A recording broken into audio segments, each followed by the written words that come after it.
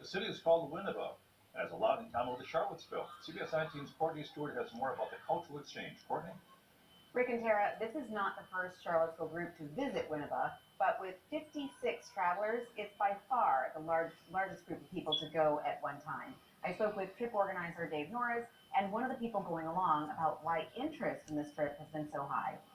Being a part of this trip is going to be healing.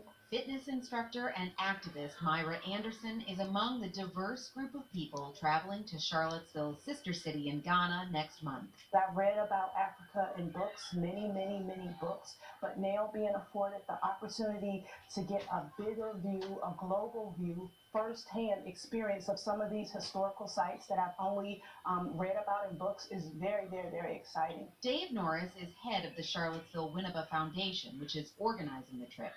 This is the 5th official delegation to Winneba, but with Charlottesville's first black female mayor leading the trip, Whoop whoop! interest this Go time around Nakaya! has been much higher. We made a You decision know. to focus this trip specifically on doing a deep dive into the history of the transatlantic slave trade and the origins of slavery. Dave is awesome. That's really, I think, connected with people, particularly after what happened here in Charlottesville last summer. Winneba is a coastal community in Ghana, a country on Africa's west coast. It's about the same size as Charlottesville.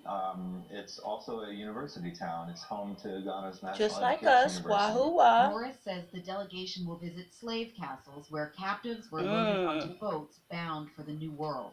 He hopes the trip will lead to changes here in Charlottesville.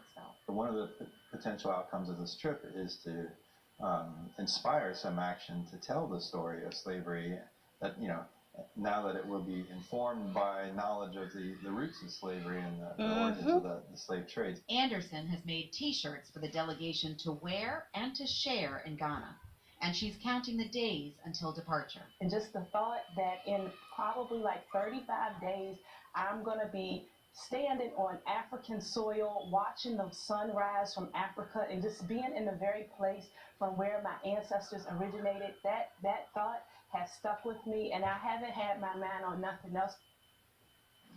It's so cool. And I have some news. Uh-oh. I'm going to be one of those 56 people going. Whoop whoop! Sponsorship from Virginia National Bank. That is incredible, and what an experience it's going to be. Is there one thing in particular that you're really looking forward to? Well, I love travel, and so I'm super excited to experience a new culture, see a place I've never been, and I'm also excited to be telling stories while I'm there and trying to That's help right. people who aren't along on the trip kind of see what it's like and have the experience along with us. Now, how's the trip being funded? Is it public money? No public money. It's all private money. That's right. There are 10 people who are going on either full scholarships or partial scholarships, so they're doing some fundraising. So if anybody has the ability to help out with that, you can see people are so excited to be going, and so I think it's That's a great exciting. thing. It Yeah. really is. That's One of the most exciting. phenomenal storytellers I know too. So Aw, you're going to be thanks, sharing Sarah. that for a lot of people. We're really glad. Thank you so much. Thanks, Courtney. Congratulations, Courtney. Thank you.